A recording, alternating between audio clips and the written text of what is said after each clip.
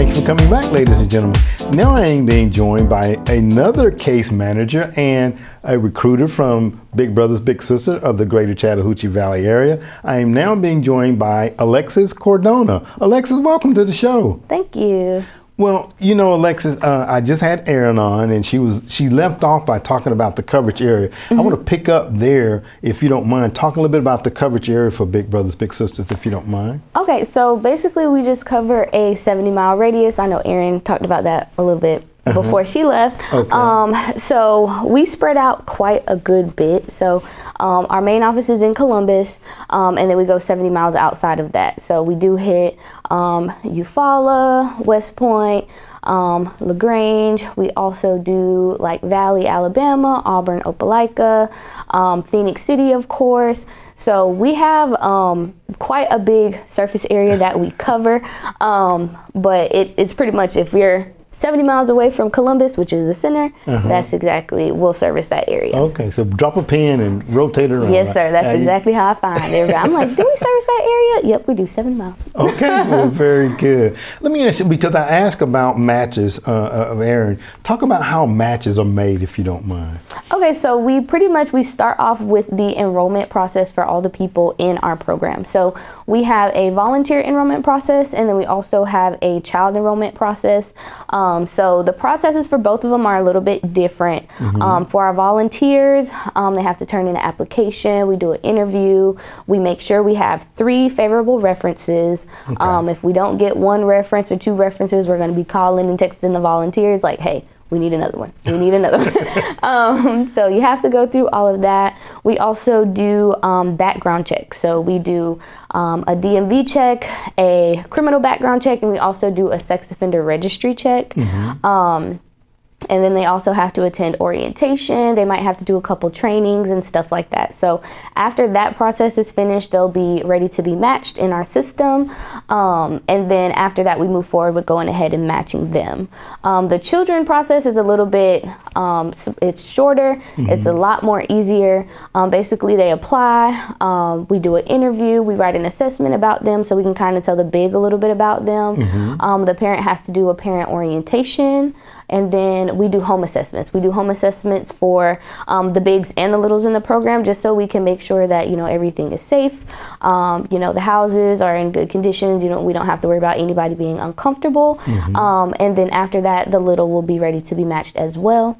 And then after that, we find a big that'll be good with the little. We find the people that we feel like will be the most compatible, and then we kind of match them together. And we have a match meeting. A match meeting? Yes. You know, as you talked about that, I was thinking back, my mind was going back to when I met my little for the first time. And it was so strange that I was a police officer and I taught the DARE program in the school system. And my little was the son of one of the young people that I had in my DARE program. Oh, wow. So I was like, oh my goodness, how is this just kind of evolving back around? Hopefully I poured into the life of his mother and now into the life of her son. And you know, Erin, when I started, you know, I normally ask people to kind of tell us a little bit about themselves. And I didn't ask you to do that because I wanted to, because not only are you now working for an organization that perhaps had a major impact on your life, you were a little, now a big, and working for Big Brothers Big Sisters. Yes. Tell us a little bit about your story, if you don't mind. So when I was a little girl, I think I was probably about 6 or 7. We start enrolling the kids at age 6. The age ranges from 6 to 17. So I started off as a little in the program when I was about 6 years old. So my big, I got matched with a big, and we used to do things like go to church. I would go to her house. We would kind of, you know, do different activities together and stuff. I did end up moving. So we were matched for a little while, and then I ended up moving. So that ended the match, because once you move out of the service area, you do have to close the matches out. Because back then it wasn't like a virtual option. That was like 20 something years ago, you know, so there was no virtual options back then. But I became a big in the program when I was in college. I had a little for, I think about 3 or 4 years we were matched for, a good amount of time. And the match did end up closing, but we still keep in contact. So I'm currently pregnant. I'm about to have a baby. I've invited them to my baby shower. She kind of keeps me up to date. Like she tags me in her prom pictures and keeps me up to date with her college adventures and stuff like that. So, we're still very, very active in each other's lives. We talk here and there. And so then I think eventually I was just on Indeed one day and I seen Big Brothers Big Sisters and I was like, well, I've been a big.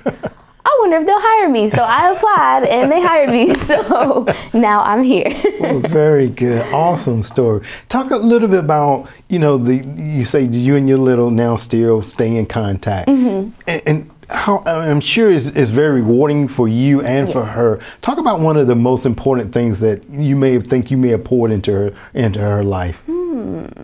And I know that's an on the spot question there. Yeah. I guess I kind of just feel like I just gave her somebody to just have an outlet. I feel like a lot of the bigs in the program, they kind of do this because they're there's kids that may need somebody to talk to. They may need somebody to talk to. They may need somebody to hang out with, just open up with without having to feel the pressure of your parents or your little brother and your sisters or your older siblings maybe, talking to your parents about you or something like that. So I guess in a way I felt like the best thing I kind of gave to her was just that open communication. We've always been open to each other. She opened up to me as soon as I met her, so I didn't have a bad match story or anything like that. And I love that about her, honestly. She's always been open, very honest. So I've always tried to be the same way. So I've just kind of tried to just let her know, if you need anything, I'm here. You can always call me, reach me, anything like that. So I feel like that's the most rewarding thing for me and probably for her as well. Very good. Such an awesome story. And I asked that question because I think a lot of times just that little knowing that they got that extra person that they can kind of share and open up to and just kind of pour out their heart to, and maybe not necessarily tell someone in their family about various things. And I think that trust is so important there, that element of trust that if I tell my big this and I know I'm sure they won't have to go anywhere, but of course there's things that you might have to tell. Definitely. So we want people to understand that as well. Definitely. Well, Alexis, if you don't mind, Erin gave out the number to how people can get in touch with you all. If you don't mind, give out the number and also the email address. Okay, so the number is 706-327-3238. I'm extension 103, so if you're looking for me personally, I'm extension 103. Erin is extension 112, and our director is extension 119. So if you're looking for us, you could call the Family Center and just say, hey, I'm trying to reach Alexis at Big Brothers Big Sisters. She's extension 103. And then they'll send you exactly to my office. And then also the emails, they're a little bit different for each of us because it's kind of our first initial and our last name. So for example, my email at work is Cardona, Cardona, and then at bbbschattvalley.org. So it'll be different for every one of us. So I'm A Cardona at bbbschattvalley.org. And then Erin is E Griffin at bbbschattvalley.org. And Erica, our director, is E Lee at bbbschattvalley.org. Okay, well, very good. Such an awesome story, Alexis, such an awesome organization. And I know that, as we reach out into the community to get additional bigs and volunteers, that the phones will ring, the emails will come in, because I know that this is an area that we live in where we are very caring. And I want to just thank you for coming on and sharing your story today. And definitely, we want to have you all back on and bring some littles so we can show those maturations, okay? Okay. So thank you very much for your time. Thank you. All right. Ladies and gentlemen, stay tuned for more Seed Week coming up in just a moment.